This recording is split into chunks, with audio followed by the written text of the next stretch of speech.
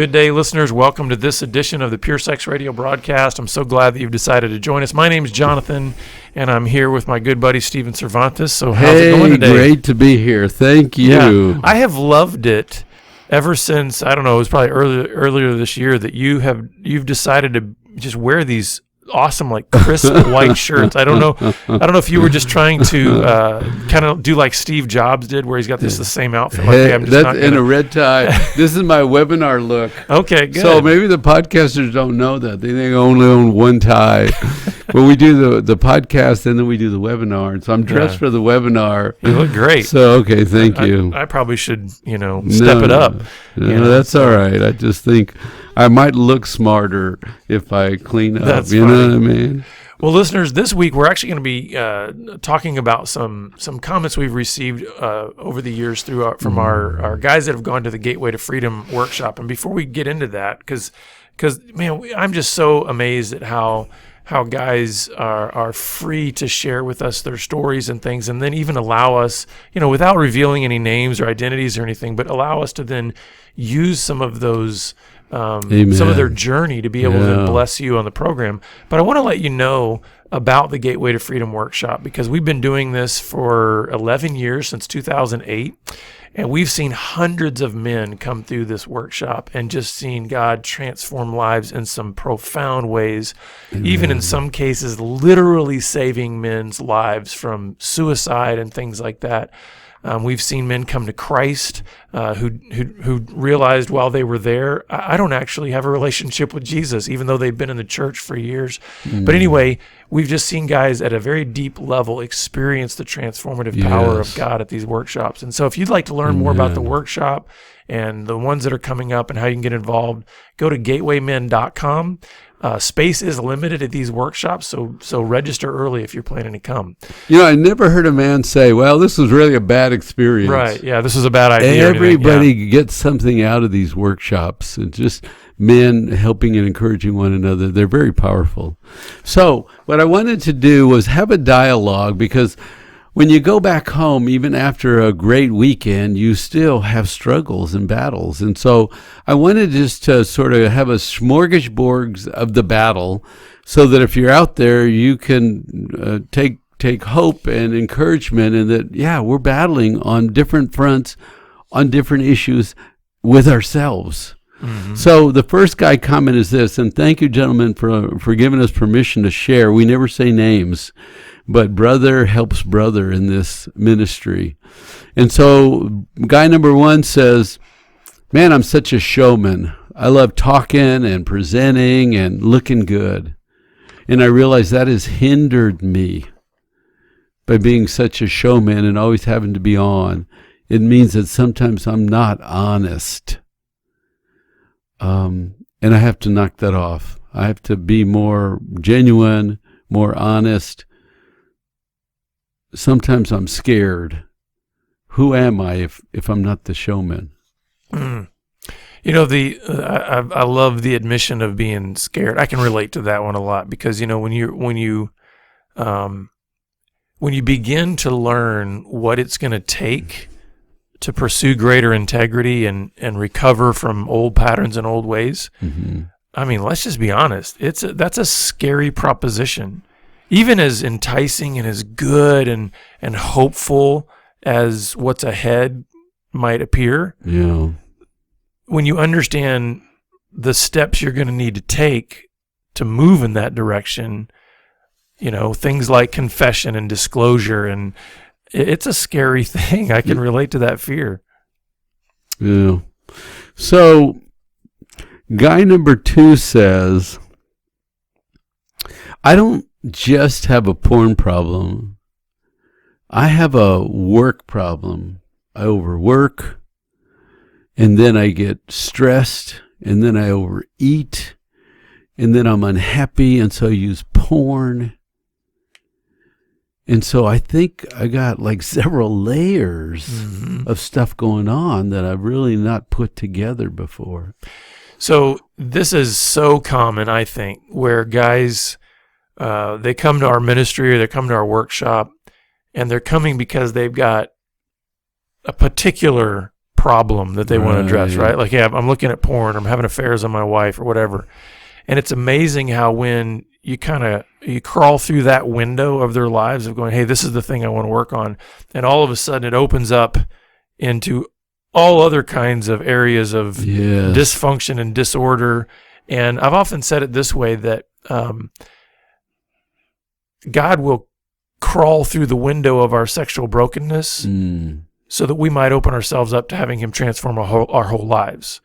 So I know, like, for me, when I got into recovery for sexual addiction, it exposed what a terrible money manager I was. It exposed how bad I was in relationships, how inconsiderate I could be in work environments. I mean, it just the dominoes started falling in terms of like, oh, so there's more to work on here than just my sexual addiction issue. That's great. That's great insight. I can see the light bulbs going on in the class today out there. The students are going, yeah. I saw that, and then I saw that. Then when I saw that, I saw that. Well, and statistically, 75 to 80% of those who are classified as addicted to anything are typically have what they call a dual addiction, meaning they almost have like an addictive personality. So we see this sometimes too, don't we? When a guy, he starts working on his porn problem, he's not looking at porn anymore, and now he's playing 5 hours of video games every day. So he's almost like just transferred kind of the addictive over to. One guy said, I don't like me. I don't take care of me. I take terrible care of myself. And it's sad. And I think part of the way to start is by being sad about what I've done to me. That's good. And the idea of I don't like me, we have to hit that head on, don't we? Because think about it this way, Stephen. If you have a value system that essentially believes lies about your worth, how difficult does that make it to really pursue integrity with any kind of energy? Because what you're saying is, well, I'm not worth much to begin with. Why would I go through this process to try to get well? Oh, that's good. So I think he's got a good, proper response of being able to go, let me process the sadness of this, the sadness of my shame, the sadness of kind of my state of circumstances right now. I think grief and sadness is a good emotion to launch from in recovery. Absolutely. Because it kind of it sort of puts things in perspective for you, but I think also it's sort of a cleansing process to help you get to a new state of mind, to grieve the things that are broken in your life. I think it's a great place to start, because you can't run away and escape and fantasize and distract. No, do your grief work. So one guy said, I have 30 days of sobriety, sexual sobriety. That's the longest period I've ever been clean. But it sort of makes me sad at the same time, because I see there's no depth in my marriage. We don't enjoy each other. We don't have deep dialogue. For the first time, after 30 days of being clean, I see how shallow our relationship is. Now, you and I, when back in the day, as they say, right, when this ministry was really young and small, and we were going out there and really having good success in helping guys get off of porn, we had maybe a false notion that, hey, listen, if you eradicate the acting out problem, then relationships will improve and all this kind of stuff.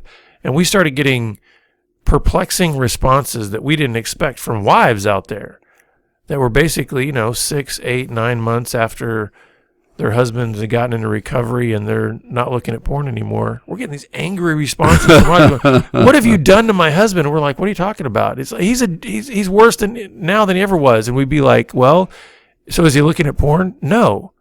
Well, what's the problem? Well, he's more of a jerk now and it's kind of like we started realizing, in the AA community, they talk about somebody being a dry drunk. Yes. So the idea that the acting out behavior doesn't exist anymore, but all of the underlying dysfunctional emotional problems and relational issues are still there. Yes. And so what this guy is saying is, I've gone 30 days without looking at porn, and that's a first in my life. Never gone that long. But oh my goodness, removing that, out of the way has now only exposed deeper deficiencies in my system when it comes to relating to my wife. And that's so common and it scary. is. And it's just like, the more you overdo porn, the more you stunt your own personal development. And so now you got to stop and look back, right? Yeah.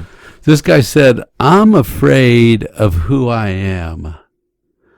And I judge myself, and I'd rather be hypersexual than slow down, because I'm afraid that really I'm not fixable, I'm defective, there's something wrong with me. I can't slow down and look at me.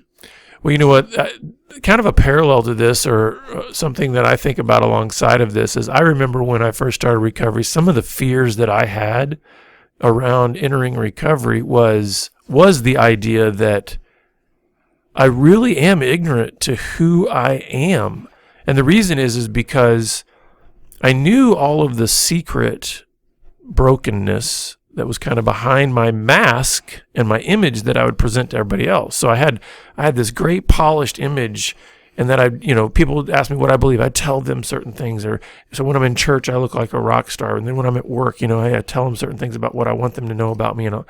And you get to a point where you've talked the image up so much that there's a true confusion between, well, who am I? I know I'm doing all these secret things, and that's a reality of my being, but I have spoken things about myself. And people believe it, and I can walk cheer it on, and yeah. That I'm going, I really am confused about who I am. That is good. I've never really heard it explained that well. Because you talk your image so much. And you create it, and you work at it, and people believe it, and then even when you forget it, they sell it back to you because that's who you told them you were, right? It's like, you're the good guy, you're the strong guy. Yeah. And so then your sense of identity is really blurred. You don't have a clue who you are.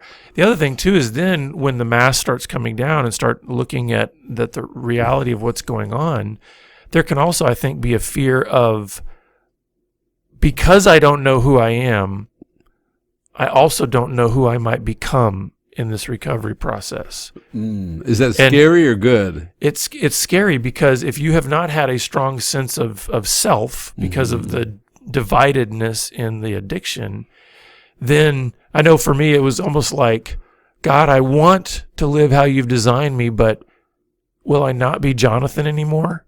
Wow. In other words, is literally everything about my history going to be erased, and now I've got to become some completely different personality?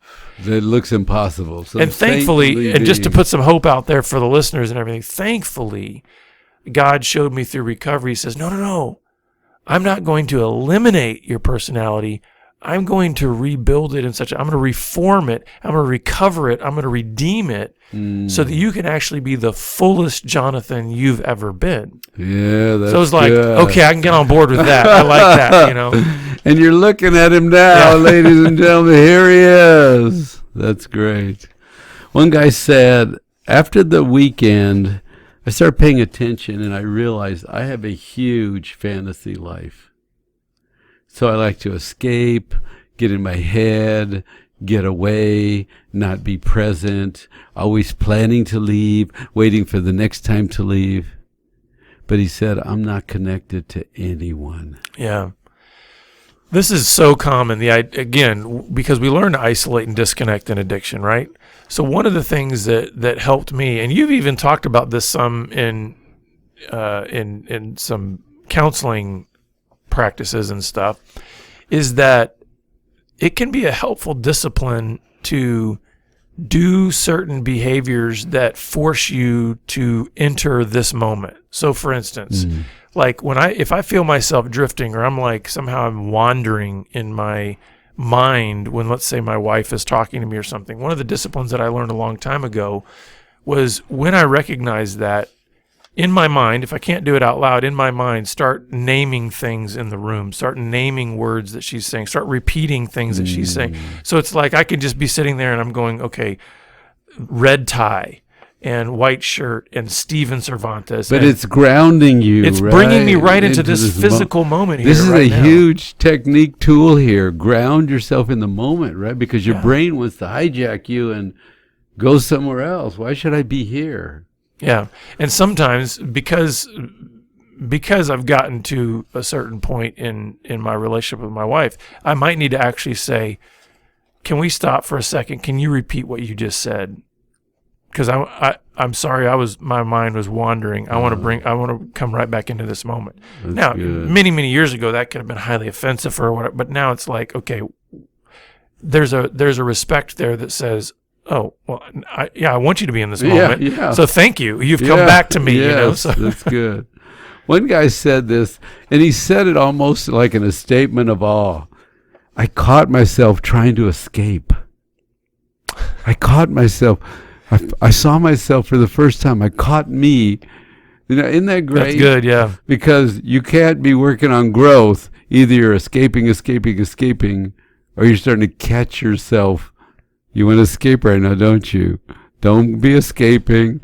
Hold the moment. And this is another thing to think about in terms of techniques and stuff is, and by the way, this is biblical. So don't send me nasty emails about this being a bunch of psychobabble or whatever. There is a real need for healthy self-talk. Mm-hmm. And the reason I can say it's biblical is because just read the Psalms. David especially, there's a lot of oh my soul, why are you so downcast within me? He's talking to himself. He's talking to his own soul. So the idea is here, when you're talking about the idea of catching yourself, hey, we know our patterns, right? We know our drifts, and the more you can pay attention to that, yes, then you can arrest your soul and you can go, whoa, soul, mind, you're wanting to go in that direction. No. We're going to move in a different direction, and that's healthy self-talk. Yeah, that's good. This guy said, I'm practicing more sadness, and I'm finding it's a great counterweight to fantasy.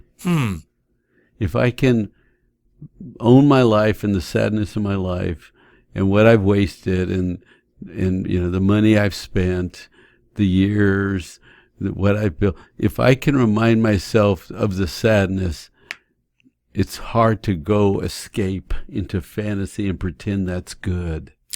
Yeah, I think there's a degree to which that can be helpful. I would give a word of caution in going so far into one's sadness that then it turns into shame. And what I mean by that is, yes, I get it. I even did exercises like this early in my recovery where it's like count the cost, right? Yes, look at all the things that have been, look at the things that have been lost, look at the things that have potential to be lost, and be sober-minded about the effects, the consequences of your actions. And that was a good exercise in terms of just starting to give me clearer pictures of the relationship between, hey, a man reaps what he sows, right? There's a sowing and reaping principle here. But I also had to guard against the temptation that had to go so far down that now I'm just in a penance state.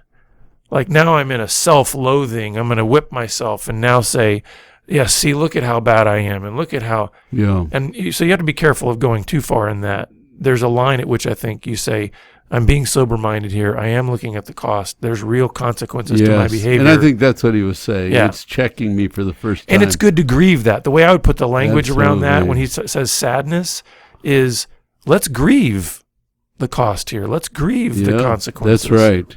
And it counters the will to fantasize and escape. It's like count the cost and own your life. This guy said, I started taking meds. I never thought I would.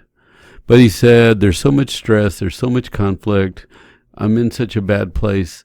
I'm going to try to use some medication to at least stabilize. And early on, I thought, using medication, that's for weak people.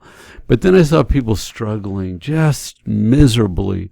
And I thought, if some medication can help you, use some medication. Yeah. You know, sometimes your biology is just off, and if we could get a leveling out experience, that would be great. You know. Yeah. And my stance on that, and the way, I mean, I was on Prozac for 6 months in the first, part of my recovery, and a lot of it was just, I was depressed, I had suicidal tendencies, that kind of stuff, and so the medication was helpful in terms of just kind of lifting the biology, so to speak. Yes. So it's like, because to me it felt like a cloud, and so it's like, okay, the cloud got lifted a little bit so that I could see a little more clearly. What I often say though is,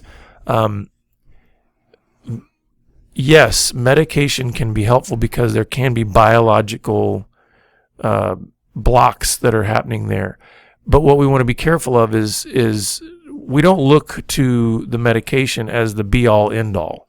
So it's like, hey, let's use what's available to us to help us, but let's go on a journey of really trying to say what needs to shift at a paradigm level in terms of my thinking and my behaving and my relating. And so can medication help me maybe for a season? Maybe certain aspects, it does need to be ongoing, but maybe for some, it's just a season. Right. Yep. Good. One guy said, I travel a lot and it's stressful and there's temptations out there. He said, I use your podcasts for strength. Isn't that great? That's awesome. Yeah. I listen to your podcast to ground me, and so I can keep working on growth and going forward. And so, well, and that's why we Lord do what bless we you. do, is because it's like we know that it can be very lonely out there. I mean, there's a lot of people that they struggle to even find, a good group or find some people that are really wanting to walk alongside them. And so we're glad that we can, sort of step into your living room, so to speak, and hopefully be a voice that can give you encouragement and insight and help along the way. So that blesses us. Thank you. Yes. So one guy said, I really have a history of lying and sneaking and using and being unfaithful.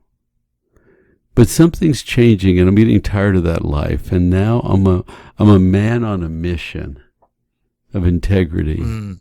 I know I'll fall down, but I'll get back up, because now I'm on a mission where I was just slipping and sliding, going somewhere. I now have a mission. Well, what I love about that, and this is something that we talk about a lot in our ministry, is getting a clear understanding of what you are aiming for.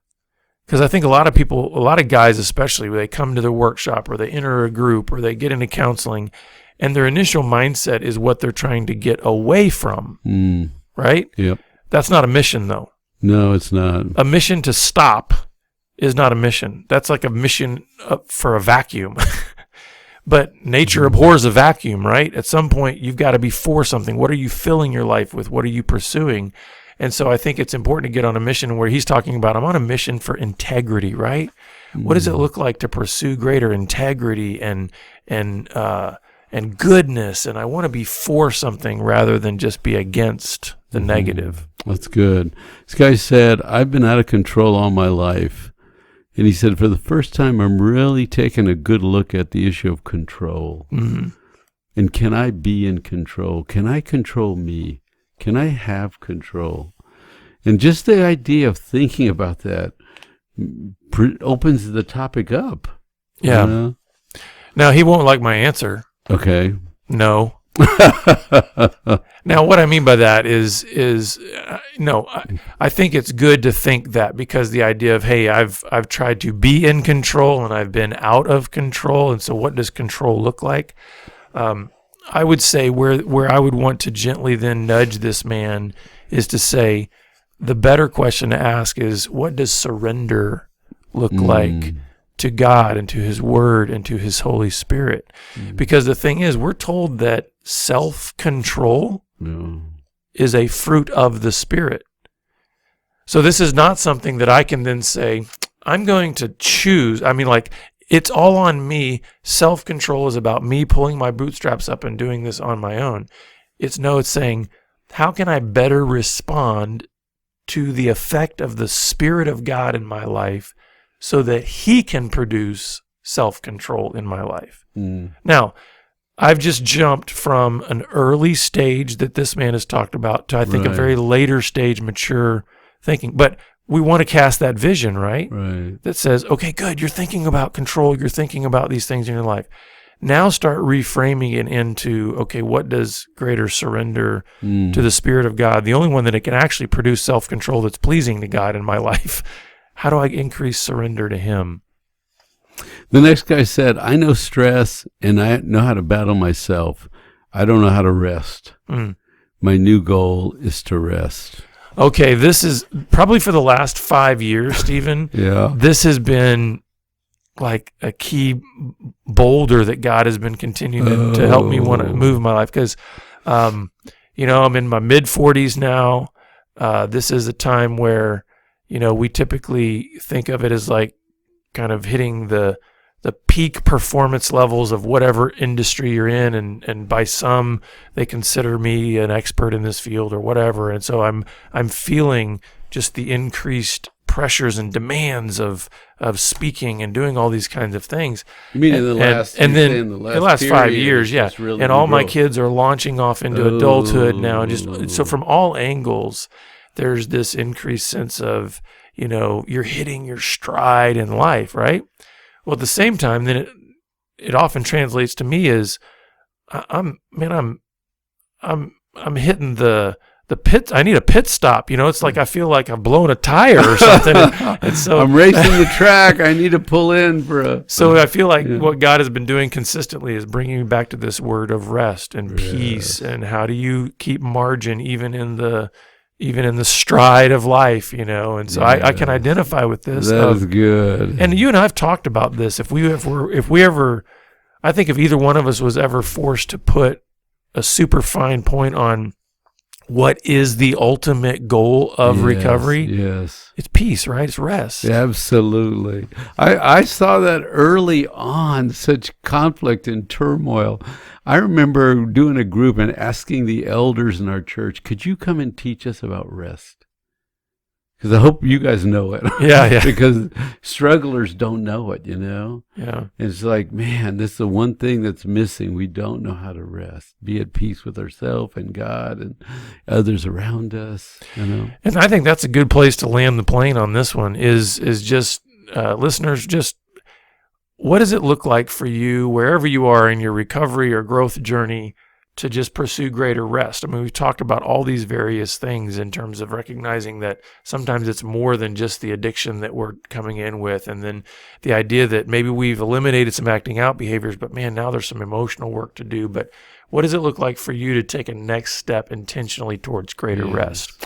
And we'd love to hear from you. If you want more help from us, that's what we're here for. So you can reach out to us at puresexradio.com or connect with us on Twitter at puresexradio. And until next time, we hope you have a great day, great week, and we look forward to seeing you back here again on the Pure Sex Radio broadcast. God bless.